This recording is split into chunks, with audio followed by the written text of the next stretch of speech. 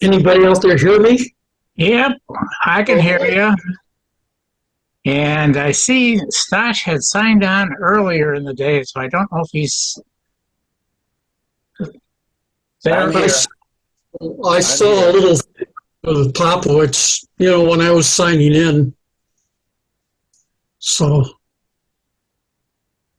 Yep, okay. Excuse me. Turn my volume up a bit here. I'm a little early. Yeah, I thought I would better get in there in case something went wrong. So,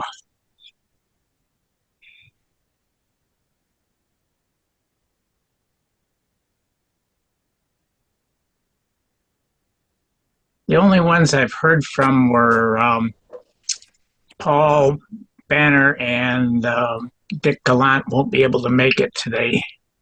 Oh, he and I met for lunch a week or two. Yeah, we do that every month or two. Whereabouts do you live? I keep forgetting. I live in the Kalamazoo area, about 8 miles south of I-94.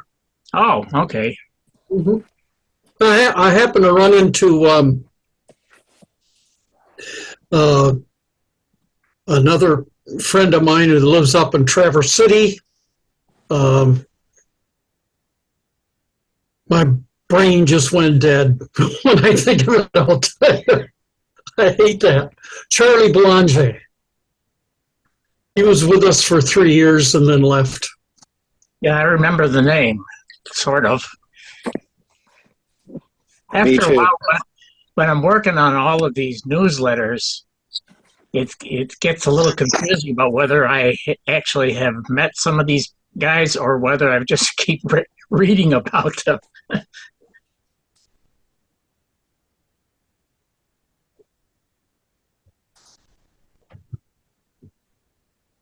How about you, Pete? You're sort of sitting there with a blank look on your face.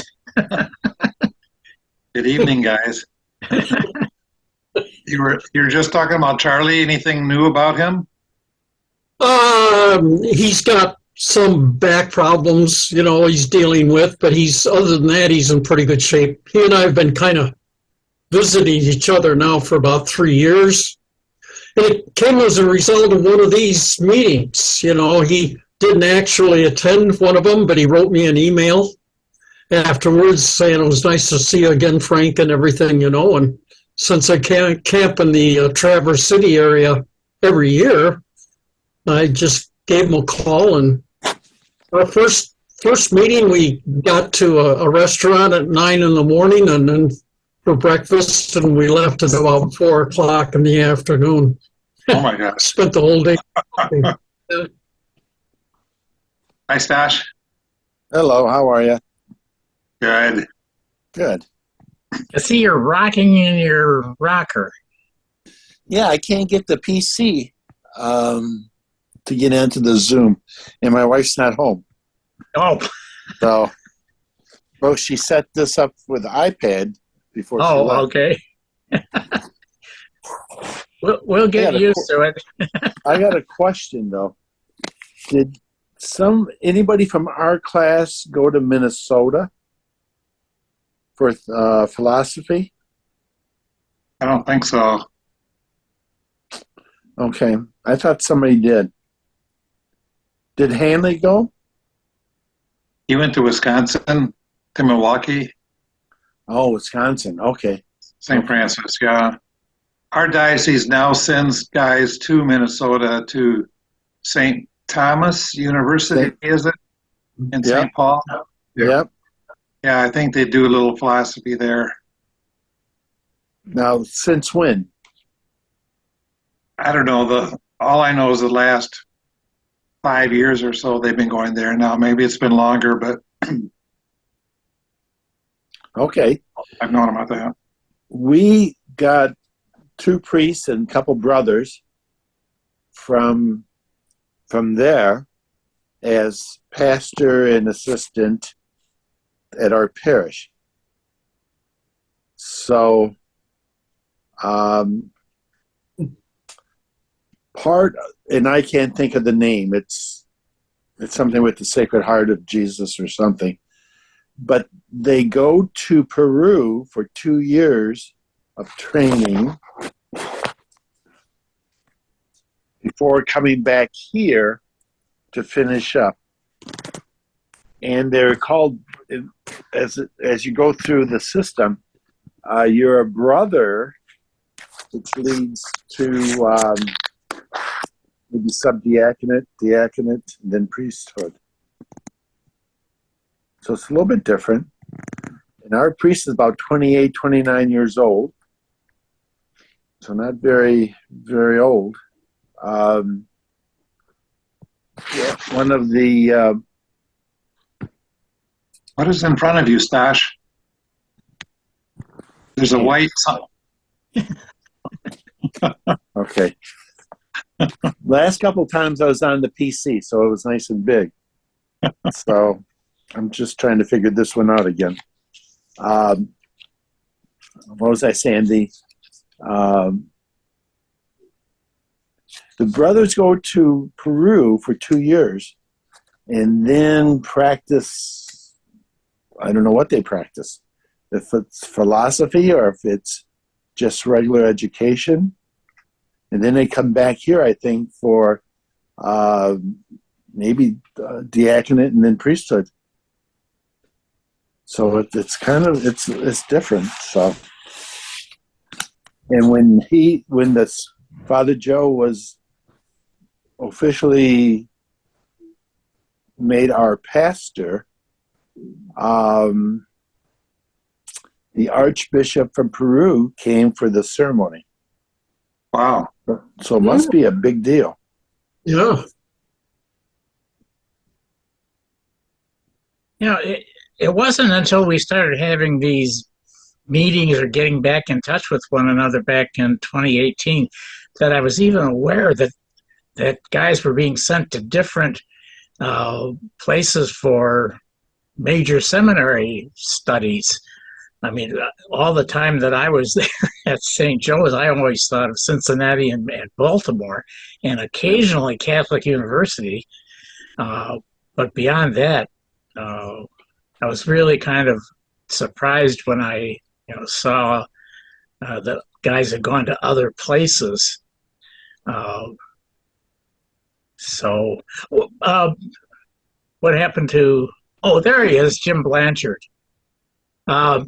Jim, it's interesting as I read these newsletters, too, that I'm surprised at the alumni that St. Joe's had at so many different places that during my stay there, it was just kind of nobody, I didn't pay any attention to it. I don't know about you. Yeah. Okay. It's What happened? I don't Looks know. like Mike's IT person is there with him. Yeah. Yes. Hello. Yeah, we can see you. We can hear you. See and Okay. hear. That all sounds great. I think we're good. Okay. Okay. Except that, if your power runs down, we might want your phone plugged in for Yeah, let's. extra power. We probably should. Yeah, we should do that. Okay. Okay. So Okay. I think you're good to go. Wonderful. Wonderful. How you guys doing? Pretty good, Mike. Really Doing fine, Mike. Hi, Al. Wonderful. Wonderful.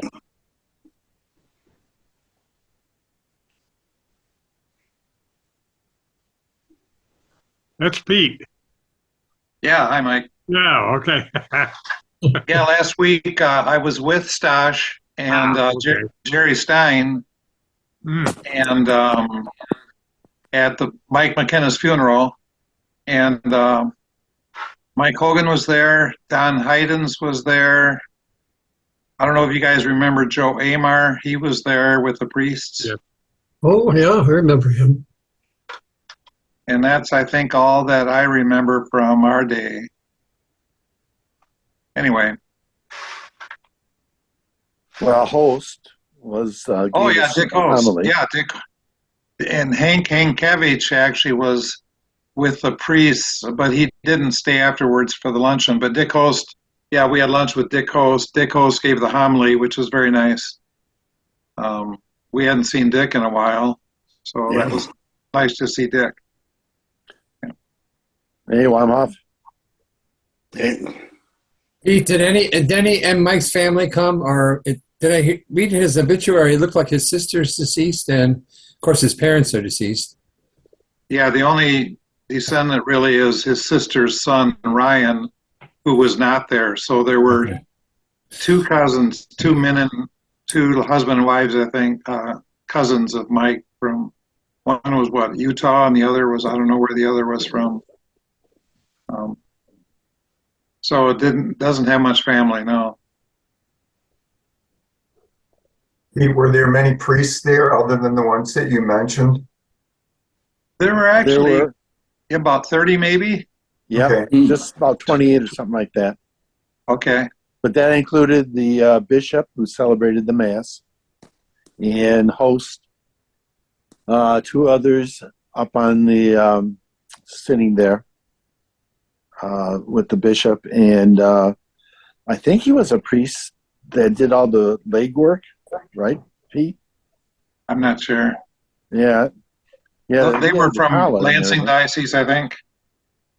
The other couple priests from Lansing Diocese. Or Detroit or somewhere. There's Jerry. Hi, Pete. Hi, Jerry. Hi, Stas. Hey, Can you Jerry. hear me? Hey, Can you Jerry. hear me? Sure. Yeah, long time.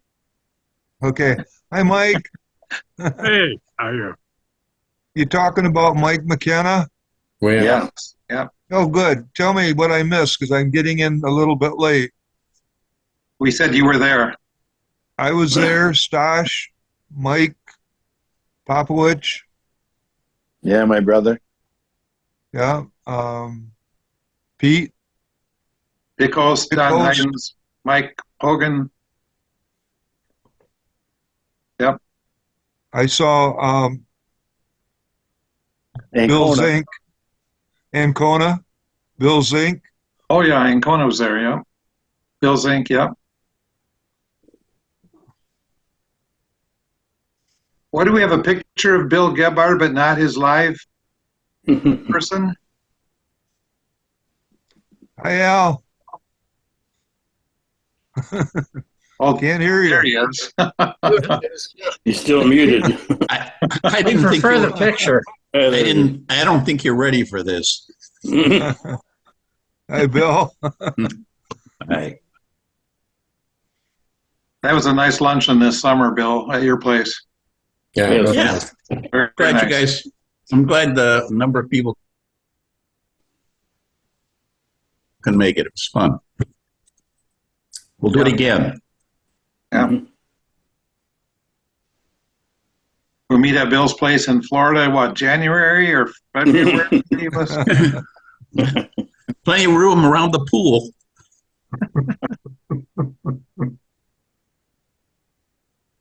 Okay, that about wraps it up, guys.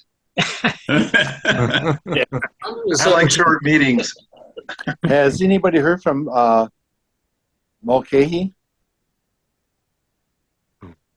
Wasn't I he wished him a in, happy birthday on Halloween, Oh, but I didn't get a reply from him, so I don't know.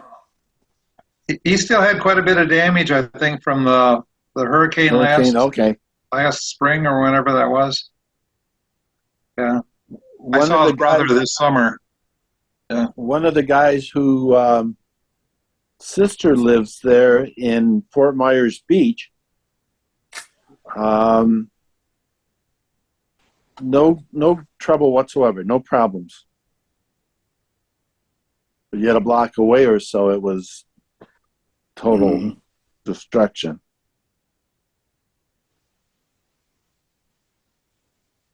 And I think Chris was in that group, wasn't he? Fort Myers Beach. Yeah, he's in Fort Myers Beach. He got flooded out, yeah. Yeah, Fort Myers Beach really took it badly.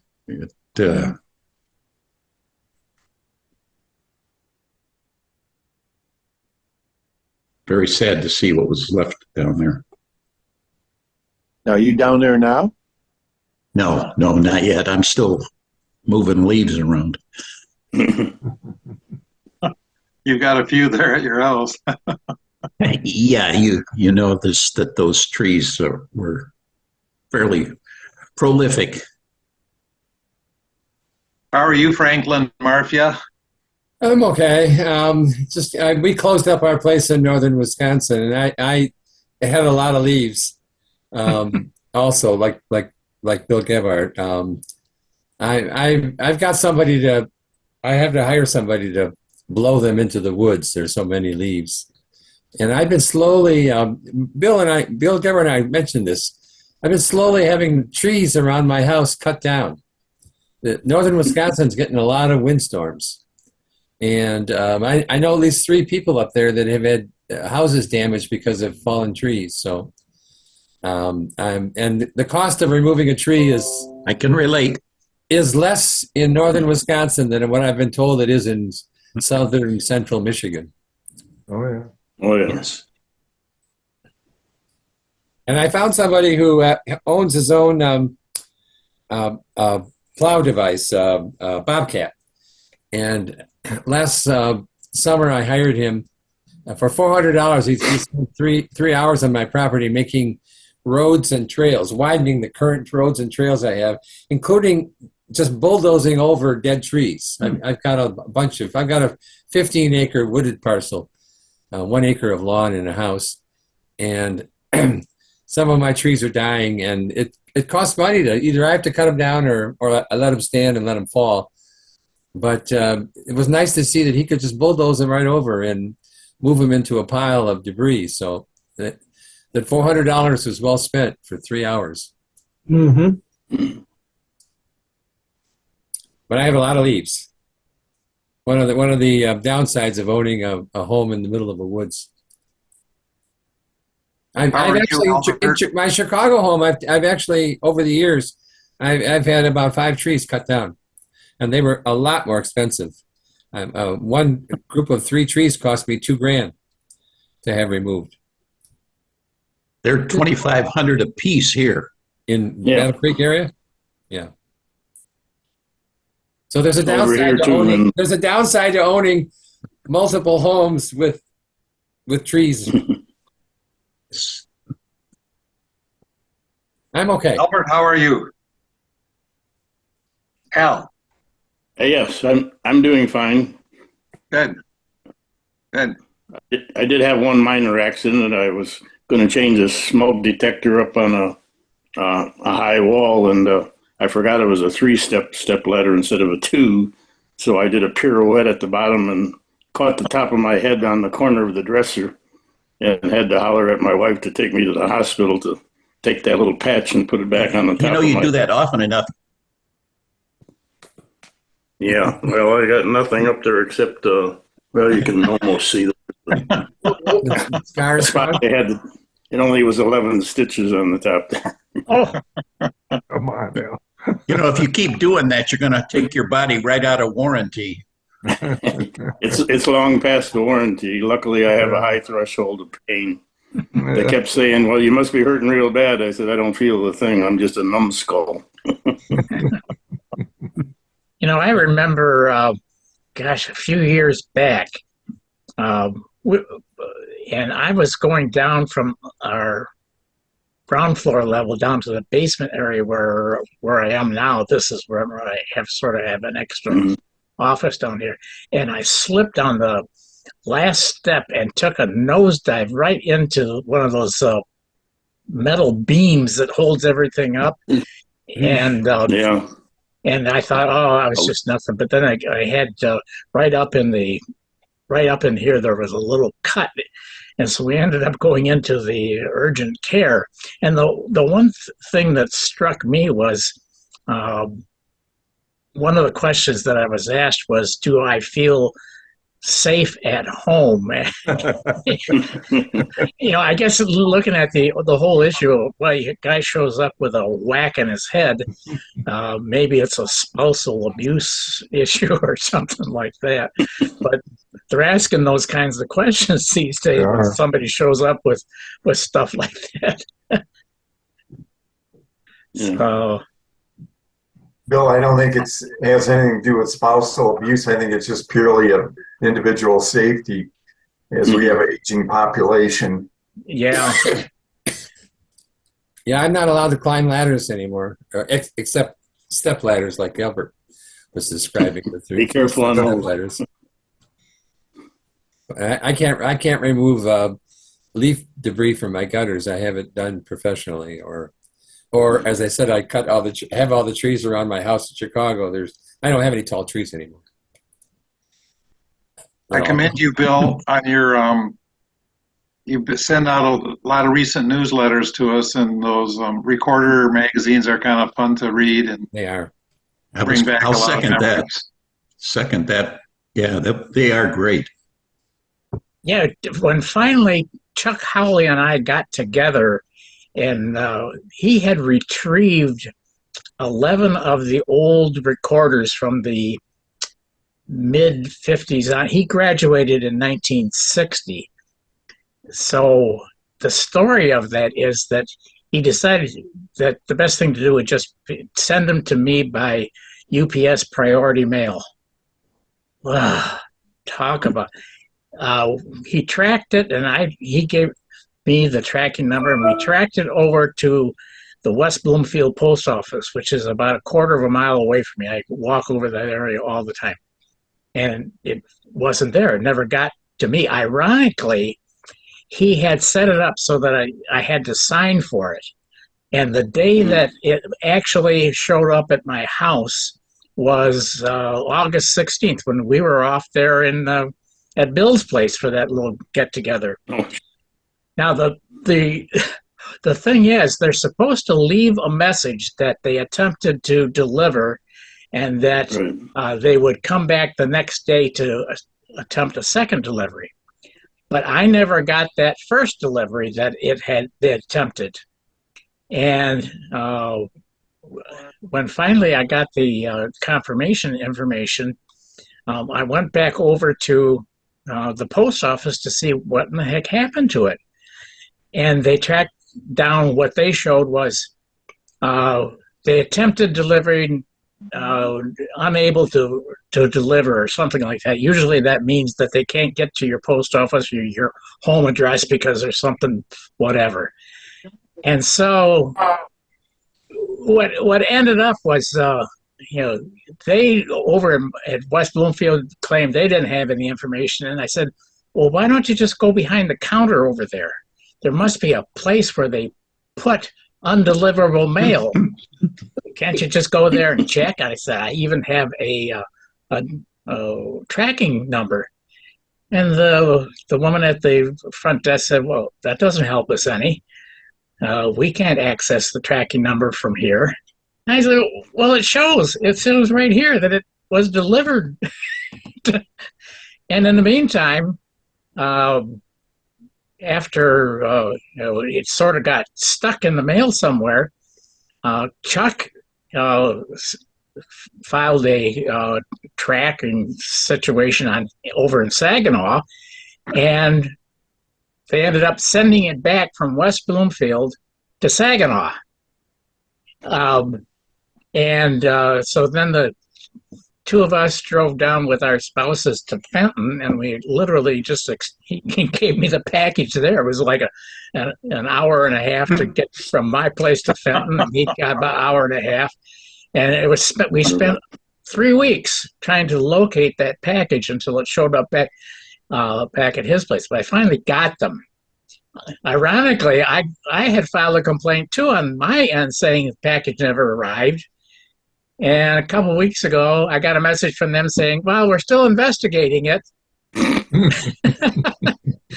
Once you file a complaint, there's no way that you can unfile it. Notify them that the situation has been resolved. So I don't know. But anyway, finally, Chuck Howley got those really great stuff, and I was able to do a lot of scanning in there. One of the things that I discovered was those recorders were actually, the finished product was actually much bigger than 8.5 by 11. It was maybe like even a quarter inch around the edges. they didn't chop it down to a size until after they'd all printed it and got the inside stuffed inside it, and then they trimmed it down. So it was never really quite sure. The problem was I couldn't get it on my scanner. My scanner is one of those standard ones that's set up for an 8.5 by 11 sheet. Well, these always came out like the edges. I couldn't quite get the thing on some of the issues. So I'd have to go in there and hold my hand down on thing while pressing the scan button, and hopefully the printing at the edges would scan it in there. So those that Chuck sent were really quite interesting, I think, because there were a lot of names in there that many of us remember. So that was really great. And then Jim Blanchard down there, he went over to the archives yesterday, was it, Jim? Or the day before? Last Thursday, Bill. Oh, okay. And he located two more. What I'm doing is I'm organizing them on the website according to academic year, so that we would know where to look for whatever we're interested in. It started back with the earliest that Chuck had was 1954, when Bishop McKinney joined the staff at St. Joe's. And then, so it was 54, 55, and that's how I organized them. That's how the volume numbers are assigned for each of the terms of the recorders. So that's how I organized them on the website. And then, as I mentioned, Jim came up with 2 more years. I just got them, Jim, I got them on the website this afternoon after you sent them over. That was 66, 67, and 67, 68. There was one issue of 66, 67 that somehow I didn't get, so I need to look for that one again. Right. So that was really great. They turned out really, really nice when you have a decent, scanner in there, and it certainly relieved me of the problem of trying to scan all these things and then whatever. But I really appreciate that, Jim. And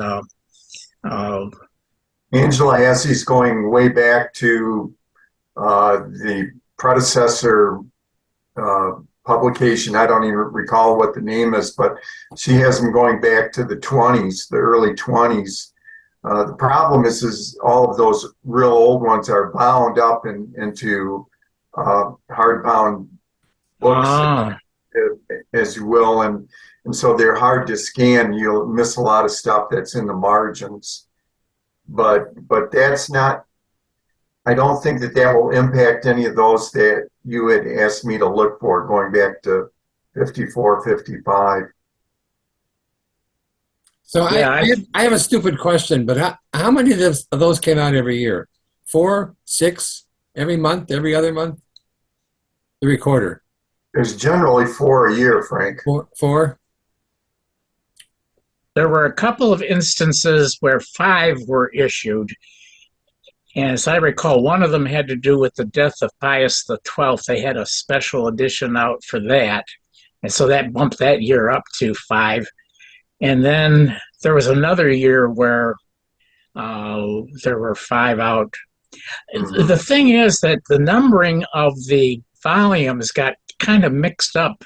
I looked over what was actually printed on the newsletter, volume whatever and issue number, and sometimes the volume number just wasn't correct at all. I think what had happened was that whoever was the newsletter at that time just used the previous year's masthead, but forgot to change the volume number on there. So that was a little bit confusing when I looked up. Well, I already got that one there, but it doesn't look like that at all. And how did people join? I mean, I have no recollection at all of the recorder except maybe getting my copy, but I didn't participate. How many of you participated in or on the staff of the recorder? Me. Bill was? I was a Bill, typist. you and I were photographers for it. Yeah, they elevated us to photographer. Pete, you were on the staff? Yeah, I wrote about sports, I think. Okay. We just like using the chemicals in the dark room. Oh. Get high on those. Hey, cheap thrills are better than none at all. No. It's kind of interesting that the ones that came out in 66, 67, that would have been the year after, we graduated, most of us graduated in 66. Mhm. And so those next couple of years, there were still some people involved with it that I kind of remember. But and I don't know whether it was just because they were technologically much better than we were, but they looked a lot better. The ones that, Jim, that you sent from 66, 67, I was just absolutely amazed at how nice they looked. So it'll be interesting to see what happens with the filling in the missing blanks. I would still like to get some of those from 65, 66. That would have been the year that most of us from the class of 66 were around in our senior or sixth year. And maybe we can remember some of those some of those names and faces in there. I'll try to obtain those next, Bill. I'm Yeah. not sure if I'll see Angela this week or not, but I will work on those. Actually, I don't think that in my class we only graduated with 3 in 67, and I don't think any of the 3 of us had any participation in the recorders at all. So Well, the Larry Christensen was listed as in charge of circulation for maybe a year in there. so you got to hand them out, or Well, I think a lot of it had to do with getting them to alumni. It looks like they got them sent to them by mail directly from the seminary, or it was sent to their homes or were then forwarded. I don't know, but it sounds like the job of circulation actually involved a lot more work than just passing them out. I know.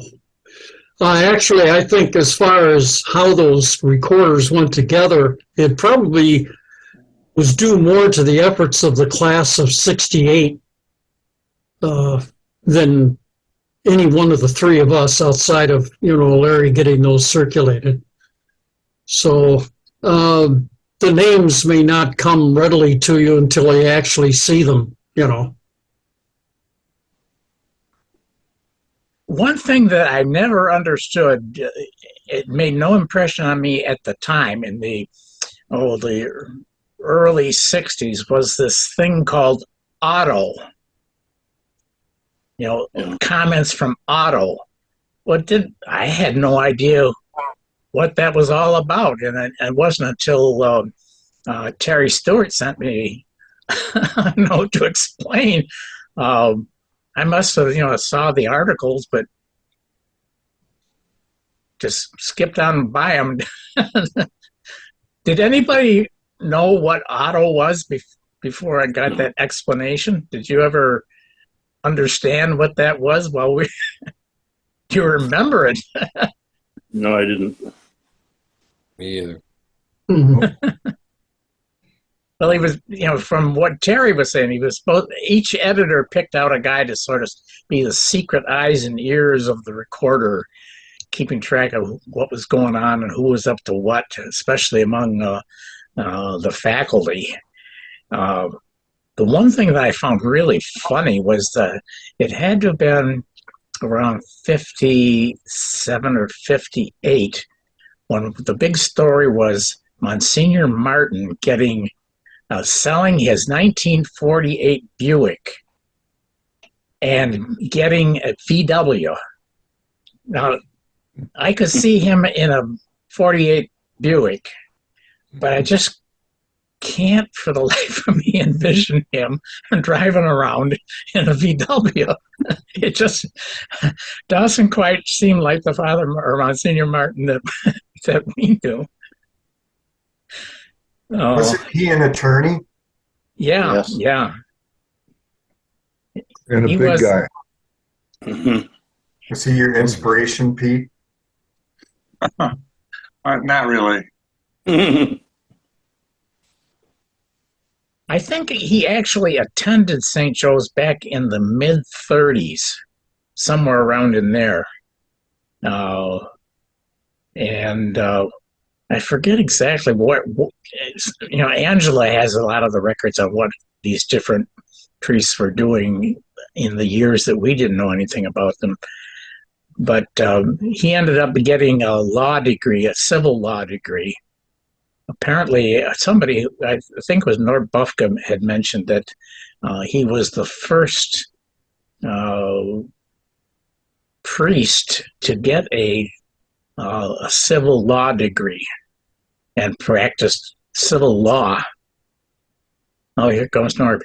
But he was a really kind of an interesting fellow. Mhm. I see Norb is sort of coming on. Mhm. Back, Jim, about those, when you get over to the archives, when you find them, are they just the ones that you found, for example, on the 66, 67, and 67, 60, are they just sitting in a drawer somewhere or a box, or how did you actually get them? Angela has them all in boxes, and they're grouped by generally like a decade or more, but they're actually in pretty decent chronological order, so it was easy to find those. Was it still being published when you were there, Jim? Yes. Yeah, it was published all the years when I was there. Yeah, that whole time period after, well, let's say 70 is kind of a blank in our records. Anything you can find is great. It really kind of sheds a lot of history on a lot of light on our history as a group and who was doing what and what was going on. So, I was just going to send out another update showing the last ones that Jim had just found. And believe me, the fact that I was able to get those up within a couple of hours of receiving them says a lot about your work, Jim. You were able to get me PDFs that were in really good shape where I'd spend hours trying to scan them in as JPEGs and then converting them into PDFs and then going back and forth about cleaning them up after I realized the stuff didn't quite look as good. So that was a really great help. So thank you so much. It was relatively easy. Good. I mean, she's got a much bigger setup there, I guess. I'm just guessing. Oh yeah, she has some pretty sophisticated equipment there, scanning equipment. You'd be amazed at all the artifacts that she gets in there, and then she has to figure out what she's going to do with them. One of the other projects she has me helping her on is she has a picture of all of the priests of the diocese from either the late 20s or early 30s. And we're trying to figure out who all of the individuals in the photo are. And I'm looking at her like, you want to do what? But she has some photos and she knows the names of the individuals. So it's just trying to piece the puzzle together.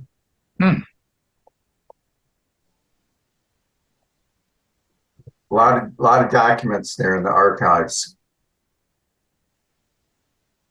Yeah, you wonder. One of the articles had to do with somebody at the recorder finding an old file folder loaded with old photographs. That a couple of them were ones that I published. That scene from 1919 showing the backfield, there, the athletic field. I thought that was just incredible. I hadn't seen that one before.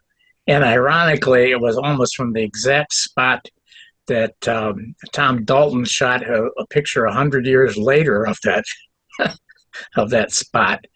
Those are the kind of things that as a guy involved in history, I'm just kind of interested in all those kind of little threads of things that have run through our collective lives that many of us never really knew about. And especially when you look at some of the people on the faculty that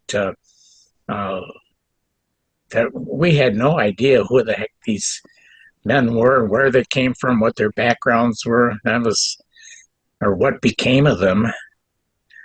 One of the upcoming issues that I just put up today, I think it was the very first one.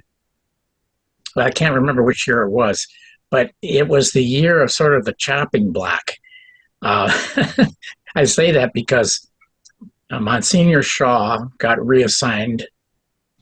Father Ancona was also reassigned, and Father Leo all left at the same time at the end of, it was either the end of 66 or the end of 67. I can't remember.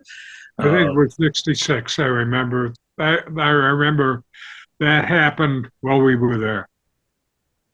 Ancona told us that it was 66 when we saw him the other day. Oh, Yeah. So that Father Leo ended up as the pastor of the parish that Albert and I were part of, St. Peter's. St. Peter's in Douglas, Saugerty. Mm-hmm. They had a big Spanish-speaking population. That's probably why he was sent there. Yes. And he was in Muskegon as a pastor of St. Francis de Sales for several years. And I had my family still went there, and so I would see him every now and then. So that's about the only contact I ever had with. Was that in 1971, perhaps, Bill? Could have been. That would have been the year that the bishop took him out of St. Peter's, because that St. Peter's was going to become part of Kalamazoo Diocese. Yeah, right. Oh, They lopped it off. All the good guys had to get back to the diocese before they didn't have them anymore. Put the castaways in the parishes that were going to be given to Kalamazoo.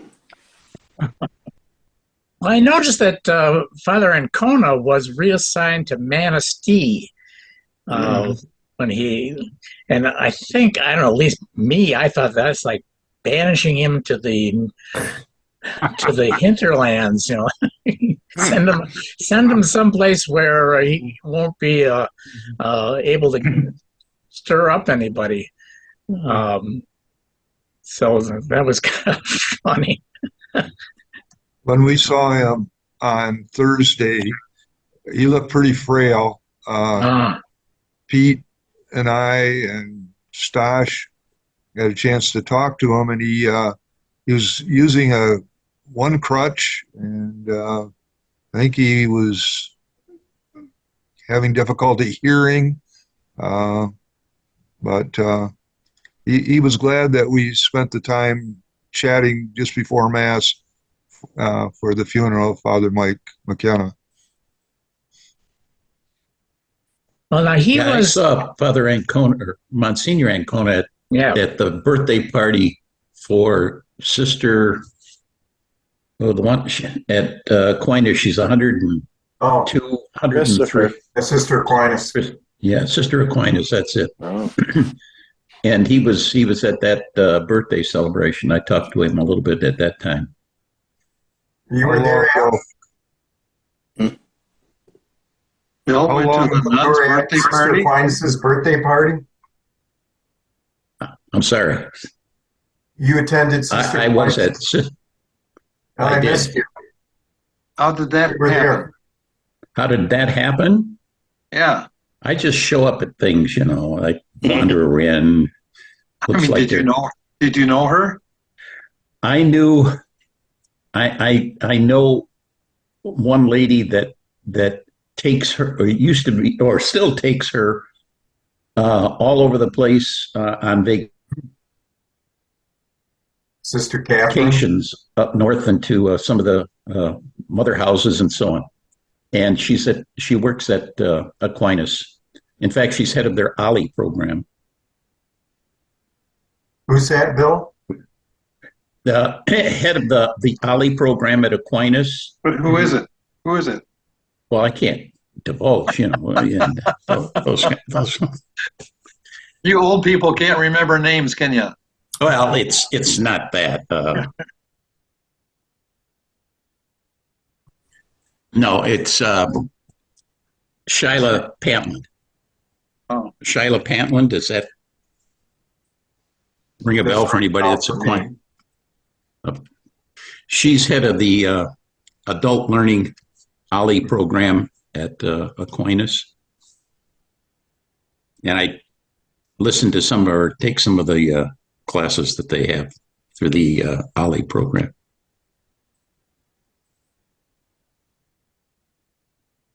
When I looked at, well, at that time, Father Ancona, he was ordained, I think, in '63, and then joined the faculty at the seminary that September. So that kind of corresponds with what I can recall. It's, suddenly he was there, and another one of those guys that I didn't realize that he had been the editor of the newsletter for quite a bit of time.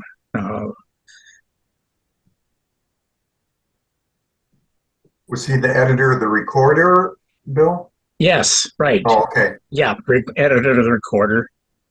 Some of those guys went on to fame and, well, not fortune necessarily, but they're still around. Mm-hmm.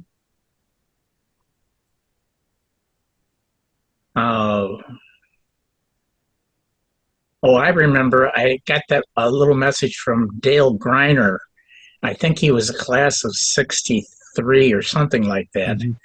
Mm-hmm. He just had mentioned in his note that he doesn't remember me. I guess I remember. I don't know about the rest of you, but I seem to remember the guys who were ahead of us a couple of years. We sort of seemed to follow them more so than the guys who were coming up after us. Mm-hmm. The ones after us, I hardly knew who those guys were.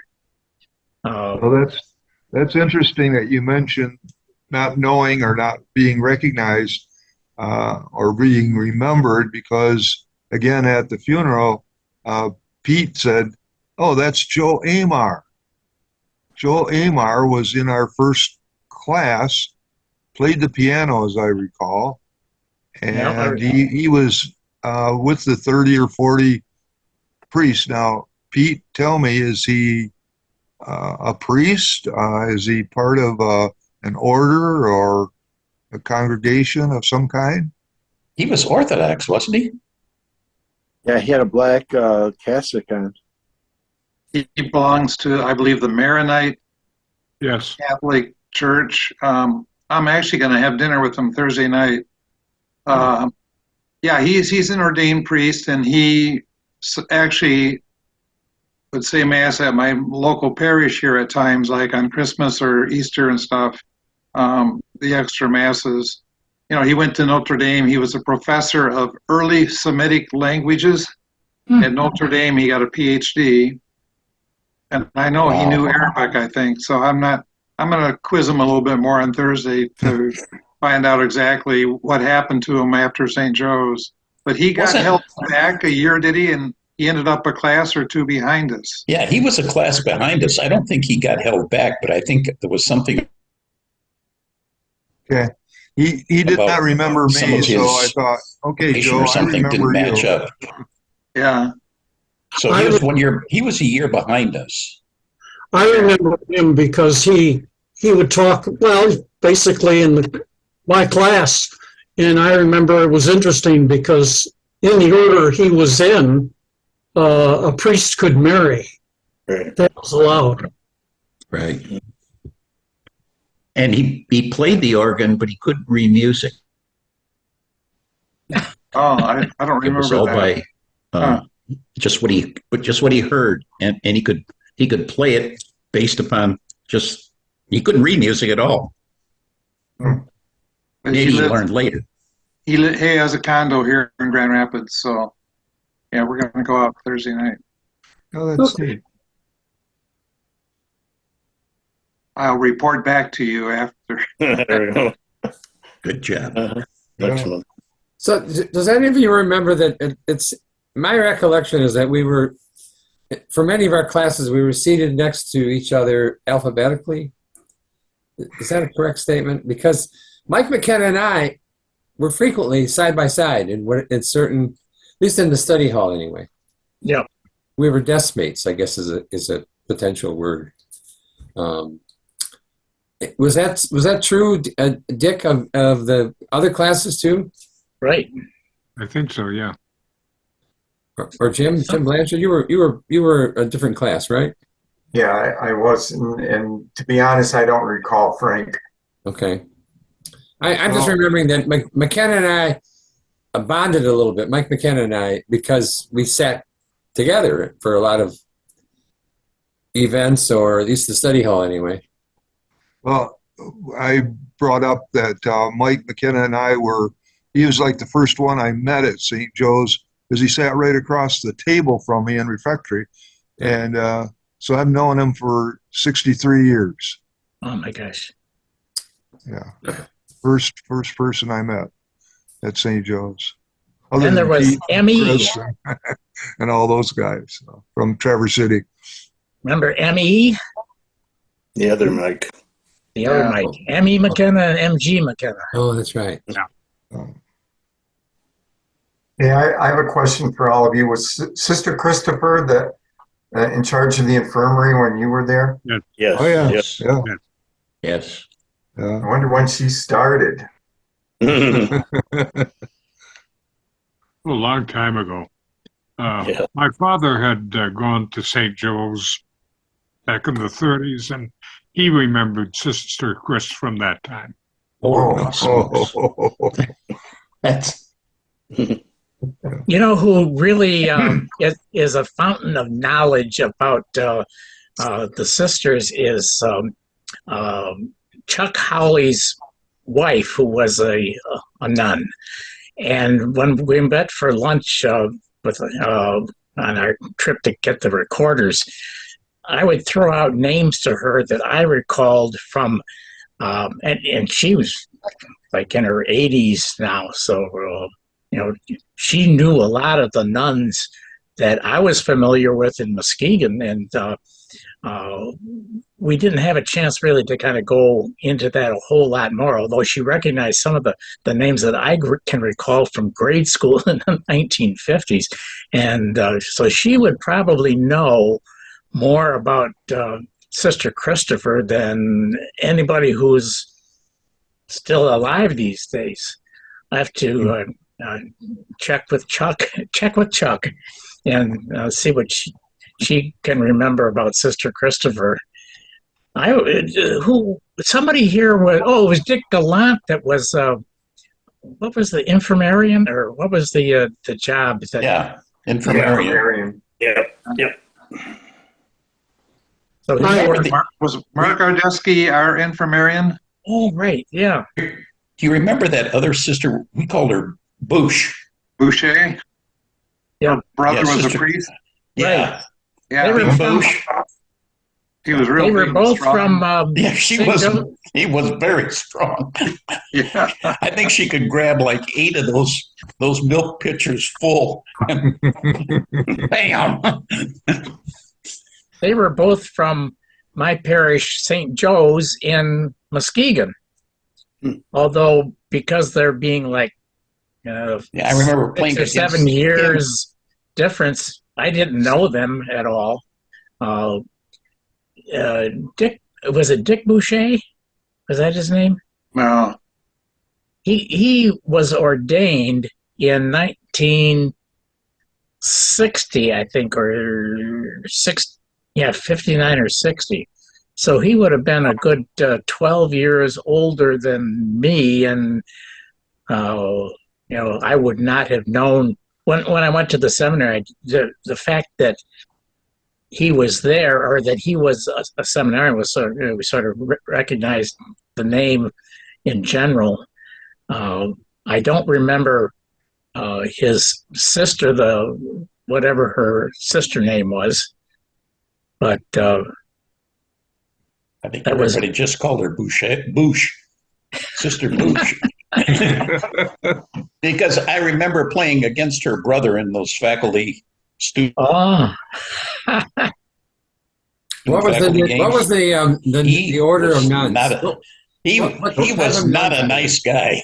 They were Dominicans, Dominican, and they were okay. Dominicans from Traverse City, St. Francis, where Yeah. Pete and I and Chris Mulcahy and Fred Deco and who else? Tom Snyder, Jim Flickinger. We all came down from after our 8th grade, and there were a whole slew of us. So Pete and I probably are the 2 left, right, Pete? The 2 left alive, you mean? Maybe. No, I think Flickinger's still alive, and so is Yeah. Deco. But Snyder, Tom Snyder, yeah. Yeah. Those guys were there for a few years, year or two. now In our they were first class. the OPs, the Order of Preachers, correct? Dominicans, yes. Now, again, help me out here. Were all these Dominicans who had the OPs, were they all part of the same general order, but they were under some kind of regional area jurisdiction? How did that work? Because there were some people. What were the Adrian Dominicans, for example? Does anybody know? I've heard of them. Yeah, they're all Dominicans, but they have these regions, these chapters. I don't know what they call themselves. Mother And I heard House. recently maybe the Grand Rapids and the Adrian are going to merge, maybe, because the Grand Rapids Dominicans are all dying out real quick. There are not very many left. Hmm. My sister was a Grand Rapids Dominican. My parents dropped her and me off on the very same day in Grand Rapids in September of 1960. Wow. Mhm. And she came to the Mikado, I think. She remembers that. It was some special trip she got out of the convent. They brought some nuns over to see the Mikado. Was she in her novitiate then? Is it the postulate, the first, and then the novitiate? Okay. I think. Yeah. Yeah.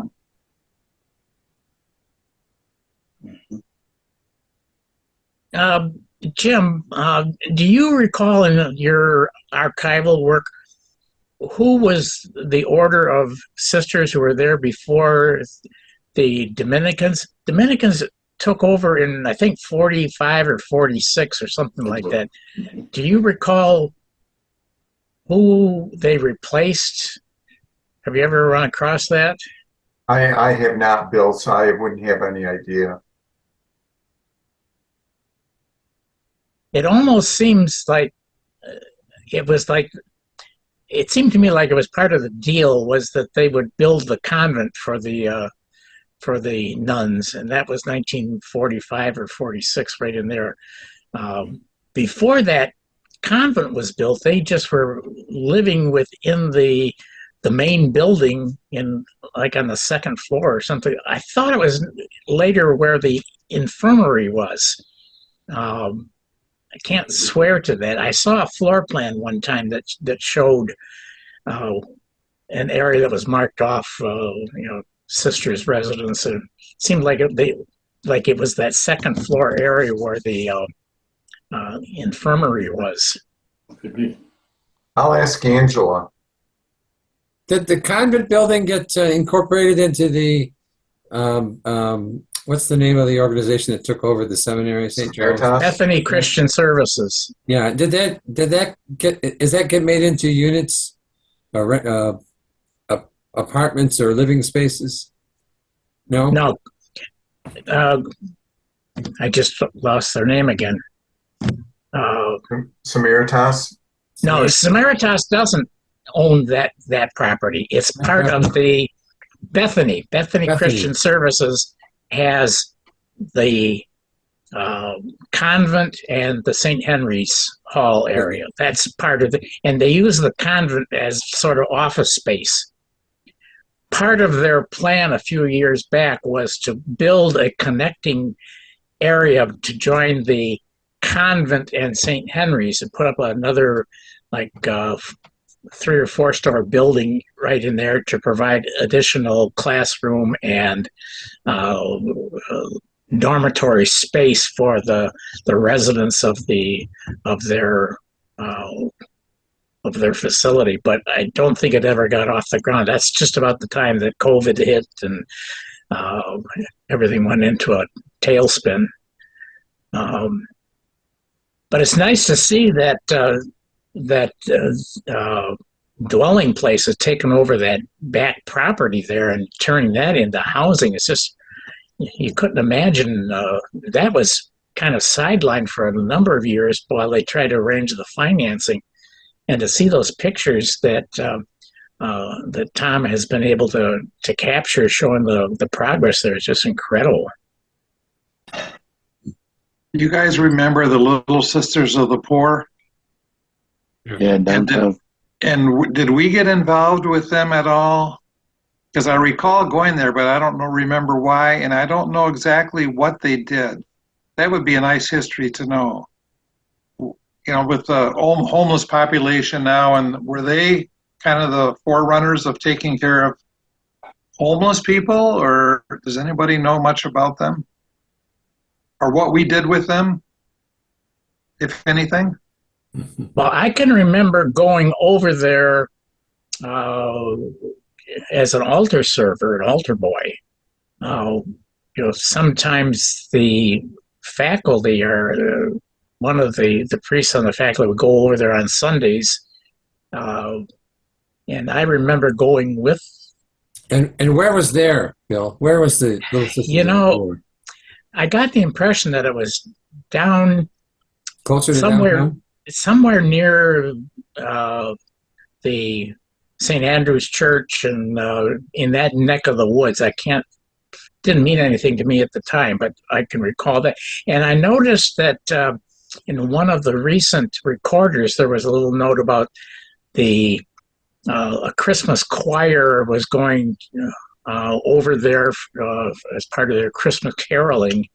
But that's about the extent of what I know about them. But yeah, it would be kind of interesting.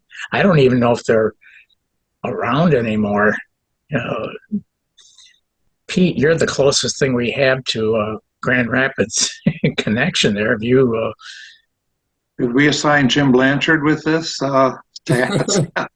Would you research the Little Sisters of the Poor, Jim? I can fly by Angela. Yeah, I don't think they're around here anymore. Okay, I got a quick question, and I got to hang up. Exist as an order anymore? Is the Little Sisters of the Poor still available? Still living? Who's he calling, Siri? What'd you say? Okay, and where were they located? St. Mary's Hospital. Okay, all right, thanks. Bye. I'll call you back. Bye. All right, they were located across from St. Mary's Hospital. Okay. So pretty much downtown. Yeah. And my sister doesn't think they're around. She hasn't heard anything. In my family, even my sister, really involved with the Carmelites. So I think there would have been, information. So that's it. So we weren't too far off downtown. For some reason, I had a vague remembering that they dealt with old individuals that were really poor. I don't know if that's true or not. Just the elderly poor. Think people live there with them? They had a residence for them? As a choir, we would go at Christmas time. Yeah, the choir would go over there and sing at Christmas time. And I remember doing it it was a retirement home or an elderly, for the elderly. It was at night that they too. took care of. Yeah, we went in the evenings. I remember being there. This Christmas choir, and I was in the choir for 3 or 4 years, and I don't recall that. Was this a special choir or what? The guys who could sing. Just the good choir members, Frank. Ooh. No, I don't. Like I say, I was part of the choir for 3 or 4 years, and that was during your time, and I don't remember that. Did they have a special group that would do this, or what? I don't recall.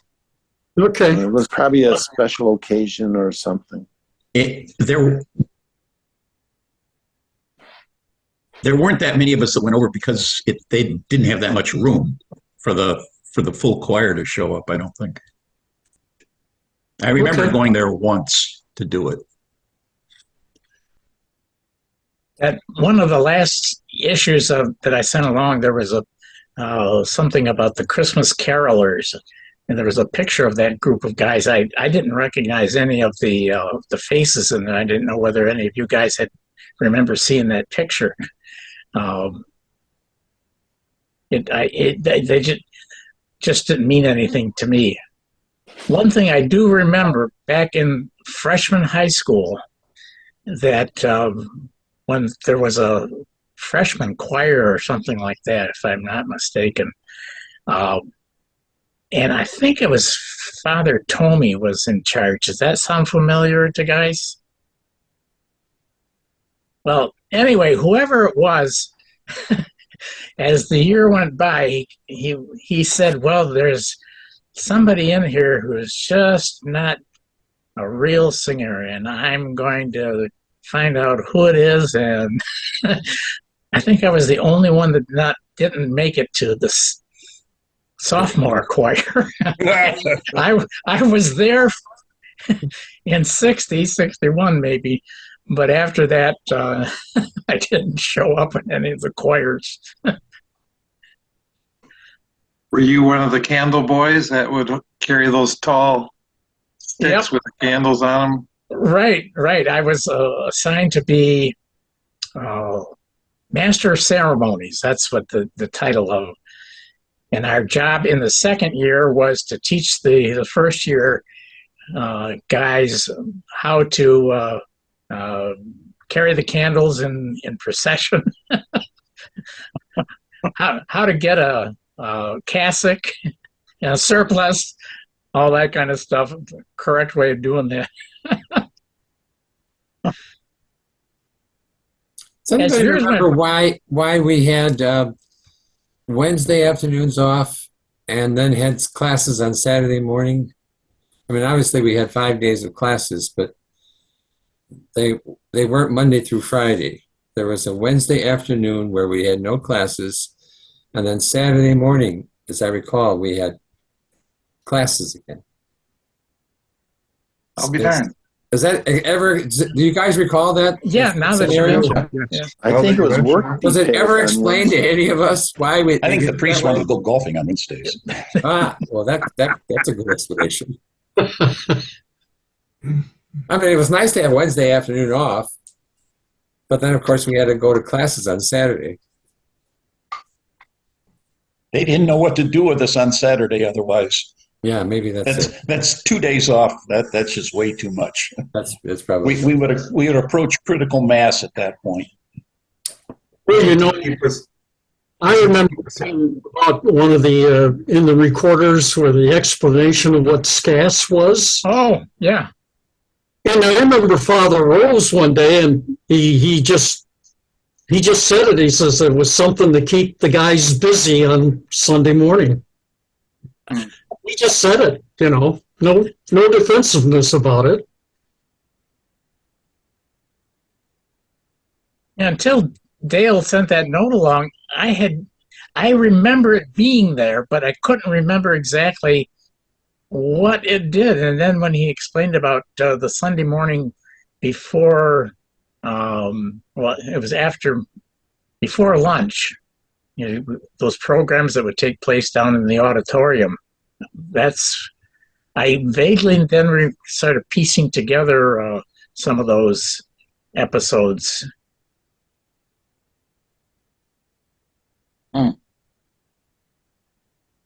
well.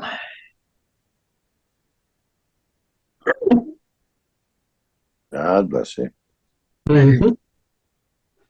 Well, looking ahead,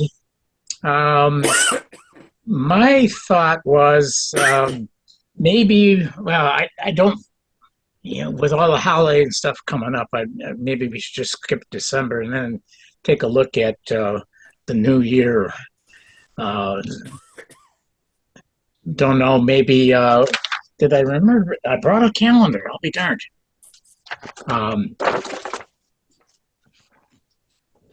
Let's see. Well, the first Monday in January is the 1st. We could do it after everybody's through with watching the Rose Bowl. How about January 8th? yeah, that may be better. Yeah, I'll put the 8th down and see who shows up. I'll join you from Florida. Yeah, we should do you take your camera out and just kind of walk around the area there and give us a little pictorial of what's going on down there. I can do that. We'll go for the 8th. And hopefully by that time we'll have some more of those wonderful recorders to look over, and it'll be,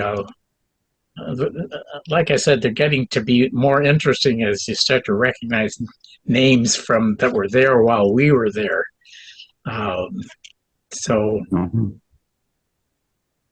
The critical year of 65, 66, that's still a blank in my mind, except for the graduation in 66. That's the only recorder that I've been able to find so far. I don't know about maybe the rest of you guys were like me. We just kind of pitched everything. With the recorder that year, I've covered what happened that spring of '66, or you know, the somewhat controversial things that were going on. Probably not. Yeah, right? well, the only thing that I can remember, and I think I mentioned this in the past, there was an issue about the faculty finally agreeing to meet with the students about some of these big issues. And the headline read, "Faculty Breaks Grand Silence." And I really want to see that one, because there was and probably Bill, you and I may have taken the picture that was featured in there. That's about the only thing that I can remember of significance, or that may have related to the big upheaval that was going on at that time.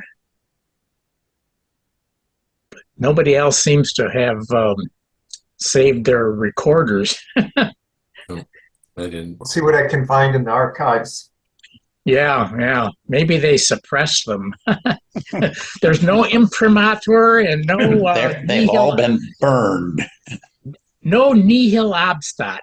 Nothing objectionable. Maybe that was the whole issue. Yeah. They found a lot of objectionable stuff in that. Oh, Lord. Okay, guys, I'll have a good Thanksgiving. All right. Yeah. Yeah, you Yeah, too, Thanksgiving. everybody. Happy New Year. Yes. Yep. Thanksgiving, Christmas, Christmas. New Year's, Yep. everybody New Year. enjoy. Yep. Okay. Stay well, guys. Stay When well. are you going to Florida, Yeah. Bill? I'll leave on the 2nd of January.